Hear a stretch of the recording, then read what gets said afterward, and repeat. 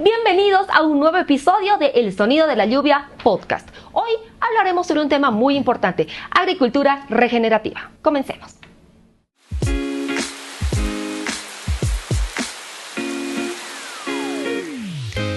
Bienvenidos al Sonido de la Lluvia, un podcast de Piensa Verde, donde la naturaleza nos habla y cada gota de agua nos cuenta una historia. En esta temporada viajaremos al corazón de la Amazonía, el pulmón del planeta, un territorio de vida, misterio y resistencia. Expertos, influencers, periodistas, líderes de opinión, todos debatiendo sobre un mismo tema, porque entender la Amazonía es escuchar su sonido. Te invitamos a que sigas el podcast El Sonido de la Lluvia. Gracias por acompañarnos y estamos listos para empezar con este episodio Agricultura Regenerativa. Y para esto nos acompañan dos personas importantísimas para nosotros, así que voy a pasar por favor a darles la bienvenida. Está con nosotros Hermes Justiniano. Él es fundador de dos importantes organizaciones, FAN y FCBC, que son miembros de Piensa Verde. Hermes, muchísimas gracias por acompañarnos. Bienvenido.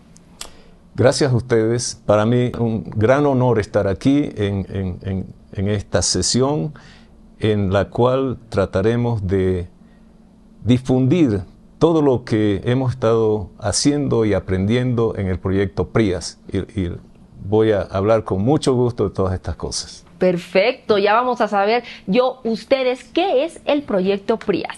Pero bueno, también para conversar y saber todo sobre estos temas nos acompaña Priscila Quiroga. Pri, muchísimas gracias por estar con nosotros, periodista, abogada, productora, ella es todóloga. Pri, bienvenida.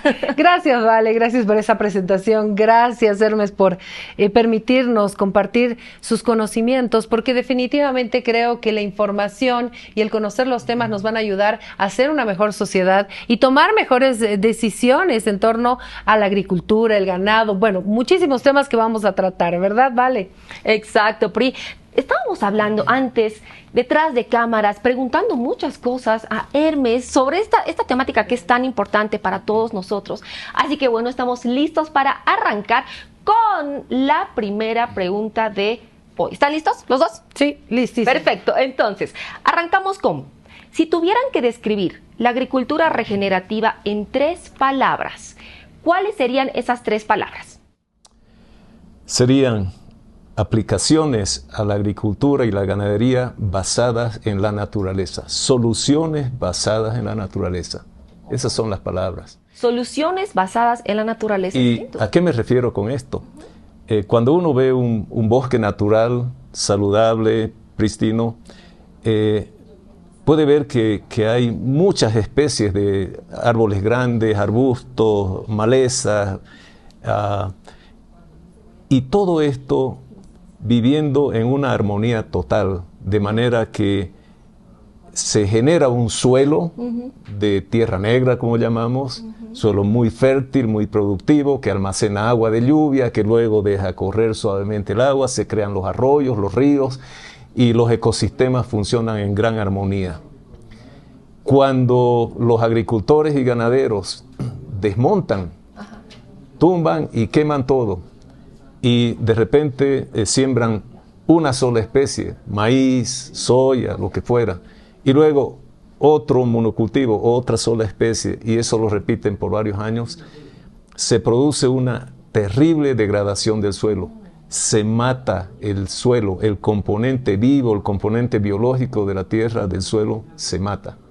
Se lo debilita enormemente y entonces la producción decae de muchas toneladas o kilos a muchísimo menos. Entonces lo que tratamos de hacer con este proyecto es regenerar esos suelos y mantener los suelos que están medianamente buenos para que no se regeneren.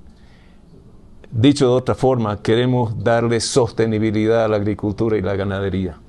Y esta sostenibilidad debe durar por años, décadas, generaciones. Claro. Queremos que los agricultores se enamoren de su suelo, porque está siendo cada vez más productivo y no intente venderlo por improductivo.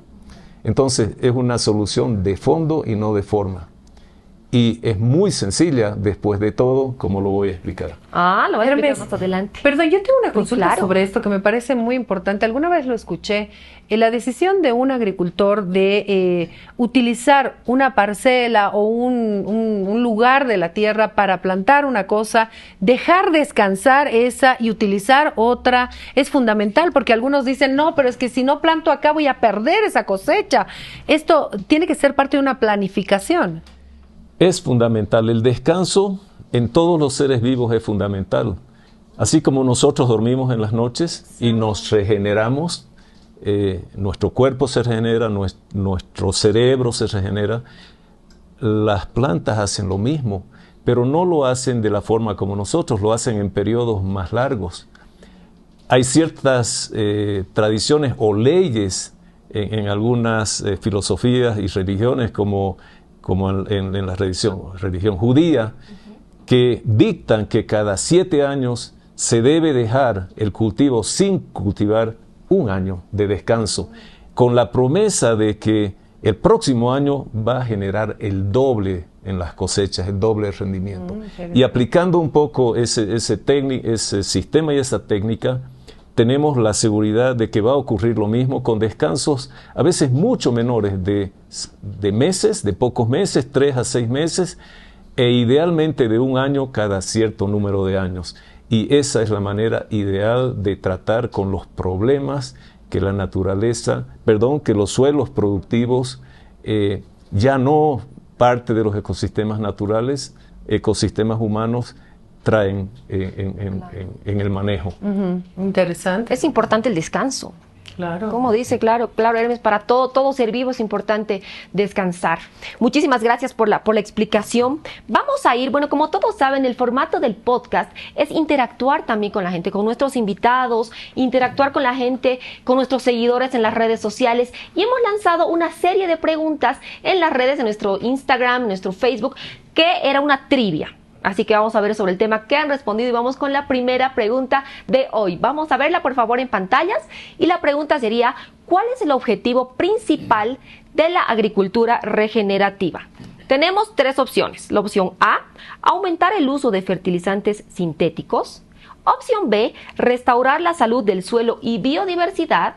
Y la opción C, maximizar la producción a cualquier costo. ¿Cuál creen que es la respuesta correcta? Vamos al primero que nos han dicho en las redes, ¿les parece? A ver. Sí, a ver, veremos qué ha respondido la gente en las redes. Vamos a verlo por favor en pantalla, ahí está. Miren, la mayoría se fue por la opción B y la respuesta correcta era la B. Sí, ¿no? Es que creo que Restaurar todos tenemos, y me gusta mucho que la gente entienda el concepto, Claro. porque a veces el no entender los conceptos pone en riesgo a quien quiera introducirse en ese campo. Entonces las explicaciones de expertos nos ayudan a entender esto. Son términos que a veces no los utilizamos diariamente o no los conocemos porque no es nuestro sector, pero qué importante es conocer esto también, Hermes. Sí, sí. ¿No? Es muy interesante que la población está bien ubicada. Sí. Y desea lo mejor para el futuro. Y la pregunta que se harán siempre es: ¿y cómo lo hacemos? Es la misma pregunta que se hace el agricultor o el ganadero, que a menudo cae en una espiral degenerativa de sus suelos, de sus recursos naturales, y no sabe cómo reaccionar. Un ejemplo muy claro es que, y una de las razones por qué creamos este proyecto PRIAS, es que en el oriente boliviano, en Santa Cruz, en las tierras más productivas agrícolas, han venido teniendo una crisis de productividad, donde comparados con Argentina y Brasil, que producen, por ejemplo, 3,5, 4 toneladas de soya en una campaña, en nuestras tierras apenas llegamos a 2, si llegamos. Y la pregunta es ¿por qué? Eso. Y la respuesta es simplemente porque en esos países ya van llevando varios años, a veces décadas, de prácticas regenerativas. Esas prácticas son soluciones ya bien conocidas que tienen que ser aplicadas a los suelos para que retomen su capacidad, para que retornen, por ejemplo, con la capacidad de recibir la lluvia y hacerla infiltrarse en el suelo. Porque ¿cuáles son los problemas? Y si me permiten, los nombro rápidamente. Claro, no hay problema. Los problemas reales de la agricultura son, en primer lugar, la compactación de los suelos. El uso muy frecuente de arados y rastras destruye la estructura del suelo. Y el suelo, mirándolo microscópicamente, es como un edificio lleno de pequeños apartamentos donde viven hongos, bacterias, lombrices de tierras, nemátodos y varios otros organismos muy pequeños, a veces microscópicos, muchos de ellos, a veces visibles a primera vista como las lombrices de tierra o los escarabajos que hacen sus túneles ahí. Entonces, esa estructura que permite que el suelo tenga una cierta aireación y que cuando llueve el agua penetre y tenga un valor. Entonces, si uno se pregunta, ¿y cuánto sería el valor de una lluvia de 50 milímetros, una buena lluvia? Bueno, depende del suelo. Claro. Si el suelo está bien tratado y bien preparado, esa agua va a penetrar, se va a infiltrar y va a durar ahí muchos días y semanas y va a aguantar cierto periodo de sequía sin que le haga falta más agua a la planta. Así va a aguantar la planta de un periodo de una lluvia, periodo seco, otra lluvia. No va a haber carencia de agua. Y qué interesante eso, porque a veces se ve en la parte superior que está todo seco, pero cuando tiene una buena humedad interna, con lo que nos está explicando, claro, puede resistir. Sí, y cuando el suelo no está preparado, cuando está compactado, en primer lugar, el agua no penetra, se escurre. En segundo lugar, se puede encharcar también, grandes lagunas de encharcamiento. Uno a veces va por las áreas de cultivo y ve estos tremendos campos inundados, como mares de agua. Sí. Y al lado un campo que no está. Sí. ¿Y qué pasa? ¿Por qué aquí inundado y aquí no? Porque allá hubo un buen manejo del suelo y el agua se infiltró. Entonces, esa es una gran diferencia. Entonces, la otra gran diferencia de todo esto es que se hace en los sistemas decrépitos que ya no se deben hacer, se siembran siempre monocultivos. Solo soya, solo maíz, y van rotando monocultivos, monocultivos, monocultivos. Pero resulta que el suelo, ese microecosistema del suelo, se alimenta de las raíces de las plantas y de las secreciones, o se llaman exudados, que ciertas plantas chupan de la atmósfera nitrógeno, carbono, y alimentan a los microorganismos. Entonces, en el suelo hay una serie de mercados y supermercados. Eso es interesante, porque hay todo tipo de vida también allá abajo. Las plantas que chupan carbono, que chupan nitrógeno, hacen disponibles estos elementos a unas centrales ahí de intercambio, ¿ya? Micorrizas, así se llaman. Y los hongos, los pequeños hongos que son invisibles muchas veces y también a veces visibles, colores blancos, así, ellos tienen esta facultad de penetrar donde las raíces más delgadas de las plantas ya no pueden. Pero ellos hacen extensiones de esas raíces y llegan a lugares donde hay muchos minerales que están ahí prisioneros, químicamente apretados, digamos así. Y entonces ellos los disuelven con sus salivas, llamémosle así, los hacen disponibles y los llevan a estas centrales de intercambio con las plantas. Reciben esta especie de jugo de combustible para sobrevivir y hacer sus tejidos y devuelven minerales. Y lo mismo hacen las bacterias. Entonces, todo eso que se logra con una diversidad de plantas no se ha hecho. Entonces se va empobreciendo el suelo. Es como que a usted la pongan a pleno sol, sin sombra, y la sombra es otro de los temas que hay que cuidar, claro, siempre sombra, y le den solamente espagueti. ¿Cuánto va a vivir solo con espagueti? Muy poco tiempo. Con espagueti sin sombra. Entonces, y sin sombra. Entonces, lo más probable es que se muera pronto. Entonces, cuando se cuida la sombra y cuando se le da una diversidad de alimentos a los microorganismos del suelo y a las propias raíces de las plantas, entonces sobreviene la regeneración. y cuando además se acopla a un descanso razonable de varios días, de varias semanas o de varios meses o hasta un año, depende de la situación y del tipo de manejo, de lo que requiera el suelo degradado, entonces se empieza a reconstruir, a regenerar. Por eso se llama agricultura regenerativa. ¿Y Bolivia cómo está en esto? Estamos empezando. Empezamos el proyecto PRIAS porque sabíamos de este gran clamor de agricultores y ganaderos que decían: nuestros suelos están ya muy degradados, los vamos a vender a alguien que no entiende mucho del tema o que no le exige mucho y vamos a desmontar más. Claro. Y entonces más desmonte. Ustedes sabrán que en los últimos años se han desmontado 500.000 hectáreas. Ni se puede imaginar uno la cantidad enorme que es eso, 500.000 de hectáreas. Es mucho, mucho.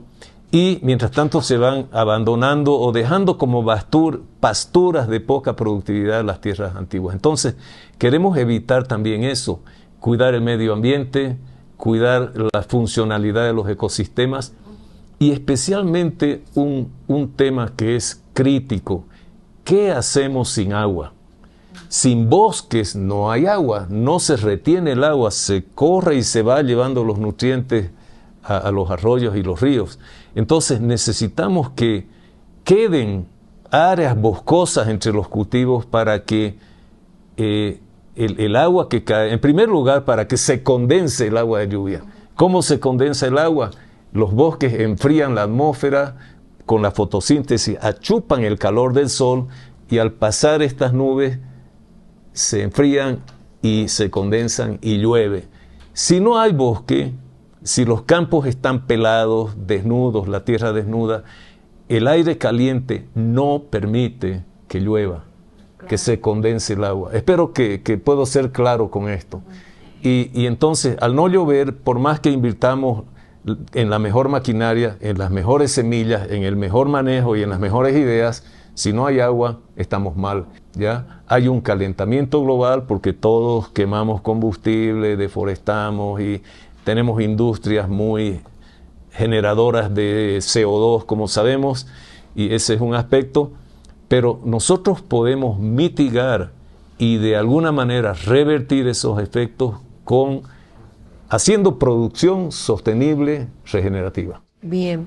Hermes, y antes de irnos a la siguiente pregunta. Bien, añadir microorganismos, mezclas de hongos y bacterias que van a hacer un trabajo adicional de las plantas. Entonces, la idea es, tendremos que invertir algo, sin duda. Hemos pasado 20, 30 años sacándole el jugo a la tierra, no devolviéndole nada, y ya tiene ese suelo derecho a recibir algo. Y entre nutrientes que le estamos proveyendo con ese cultivo, que no lo vamos a perturbar en ese tiempo, y el tiempo necesario de descanso, se va a producir un milagro.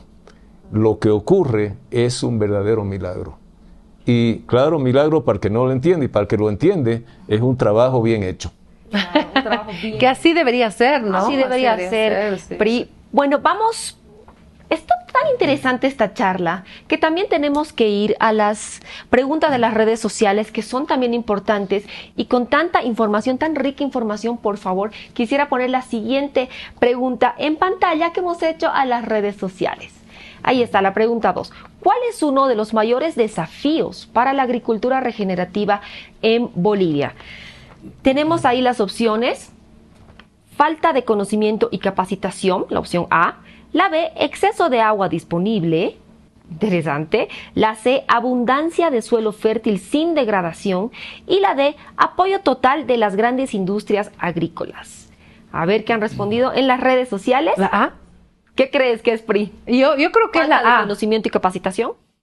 Yo creo que es la A, no sé, a ver. Bueno, Hermes, él nos va a dar, ahí está, exactamente, era falta de conocimiento y capacitación. Cambiar esa falta de conocimiento es importantísimo. De hecho, vulgarmente decimos, los agricultores y ganaderos deben cambiar el chip. Su entendimiento de cómo funciona el suelo debe cambiar. ¿Por qué? Porque anteriormente o hasta ahora los productores han cuidado 2 de los 3 elementos importantes en la productividad. En primer lugar, sí han cuidado de alguna manera de la siembra directa, la siembra sin perturbación. Ya se conoce de hace 35, 40 años en Santa Cruz la siembra directa. Muchos la han cuidado, muchos no. Hay actores como los menonitas que no la conocen o no se han convencido de la. En segundo lugar, eso es para cuidar la estructura del suelo. La parte química, han conocido y conocen muy bien la parte química, y a los estudiantes y a los nuevos o los profesionales en agricultura se les enseña mucho sobre la parte química, y eso es muy bueno porque es un componente absolutamente importante. Lo que ha sido tremendamente descuidado, olvidado, es la parte biológica. Lo que les he estado diciendo anteriormente, hongos, bacterias, raíces de plantas, todos los microorganismos en el suelo son lo que le da la fertilidad y la productividad y la sostenibilidad a los suelos. Y cambiar ese entendimiento, no voy a decir olvidar lo anterior, pero dejar un gran espacio, una apertura para que venga la parte biológica con mucha fuerza y algo que quiero enfatizar, esto no se debe hacer de manera tibia, no se debe hacer, sí voy a poner solo siembra directa, o sí, voy a probar alguna mezcla de cultivos que me vaya a sacar las hierbas o controlar las hierbas. No, hay que ser apasionado y completo en este tratamiento, porque si no, no va a funcionar bien y vamos a desmayar. De hecho, les ha pasado a muchos agricultores en el pasado que han tratado 1 o 2 o 3 de estas prácticas y no les ha funcionado. ¿Sería un problema de las universidades también? Es un problema de las universidades. No han actualizado su currícula, no se han fijado en los países vecinos. Muchos de los estudiantes que van a estudiar a Brasil y Argentina vuelven ya con esa nueva visión, pero caen en las redes de la gente que solo practica lo que es químico. Y obviamente dejan de aplicar la parte biológica que aprendieron porque no hubo la extensión agrícola, no hubieron los profesionales que sabían cómo hacerlo bien y que acompañen a los productores. Y ese es uno de las principales necesidades a cubrir, profesionales que actúen como extensionistas agrícolas, gente que va y trabaja con el productor, le dice a ver cuáles son sus problemas, cómo está, el productor se abre y inmediatamente hay un buen asesoramiento, un asesoramiento actualizado, no viejo, claro, que no entiende completamente la problemática, ¿no? Ahora, cuando hablamos de estas soluciones que se plantean, se habla de la tierra en general, porque a veces uno cuando habla de agricultura dice, Santa Cruz, Beni, Pando, sí, o sea, se cierra en eso, ganadería, ¿no? Pero tenemos un occidente que también produce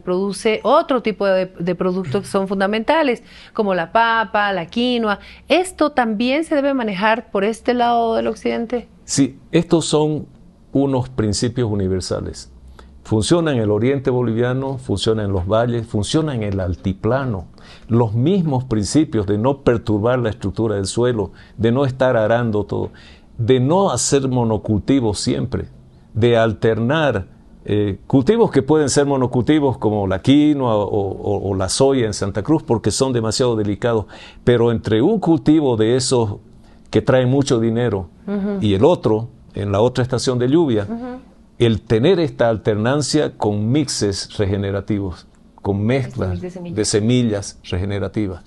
Y todo esto requiere cierta adecuación a los equipos, la sembradora debe ser modificado de alguna forma que pueda llevar esta mezcla de semillas de diferentes tamaños, lo cual no está tan bien preparado el agricultor, porque sus sembradoras se calibran solo para sorgo, solo para soya, para ginasol, pero cuando toca sembrar esta mezcla, tienen que hacer alguna modificación pero vale la pena. Y vale la pena hacer la inversión de hacer esa modificación. Eso le iba a decir, es una inversión. Mire, la inversión en muy poco tiempo se paga, ¿no? En otros países siempre hay presupuesto para cultivos regenerativos y para implementos útiles y que sean posibles de utilizar en este nuevo esquema. Pero en Bolivia ya hemos empezado y eso es lo importante, Hermes, que estamos empezando y ya tenemos una solución, ¿no? De estos beneficios y demás. Bueno, quiero decirles a los dos que la charla se me ha ido muy rápido, ya estamos terminando. Sí, pero es que el tema es apasionante, ¿no? Y lo que decíamos al principio, el conocimiento es fundamental, la información es vital para que la gente pueda utilizar estos nuevos sistemas, esta actualización que hay o estas nuevas técnicas para mejorar su producción, la parte agrícola que tanto necesita el mundo, no solo Bolivia, el mundo. Así que para mí ha sido un gran placer aprender de un experto. Muchísimas gracias, Hermes. Bueno, gracias a ustedes. Ustedes han guiado bien con las preguntas que la audiencia había hecho necesarias, ¿no? Un gran gusto de responder. Yo no soy verdaderamente un experto, soy un generalista que he tenido que aprender de todas estas cosas para entenderlas bien y guiar a los diferentes equipos del proyecto PRIAS. Hemos aprendido mucho, nos ha costado, hemos errado en ciertas cosas, pero el proceso de aprendizaje ha sido muy bueno. Entonces, muchas gracias a ustedes por proveerme de este espacio para difundir este nuevo conocimiento que es muy valioso. Gracias, Hermes. Gracias, PRI, también por estar presente, por acompañarnos siempre, PRI, apoyándonos en todos los proyectos de Piensa Verde. Y, por supuesto, agradecer también a Laboratorios Bagó. Gracias a Bagó, este podcast está saliendo al aire. Y también a los socios de la plataforma ambiental Piensa Verde. Gracias a todos ustedes. Y bueno, gracias. Nos vemos en el próximo episodio. Así que ha sido un gusto. Gracias, Vale. Muchas gracias. Chao, hasta el próximo episodio.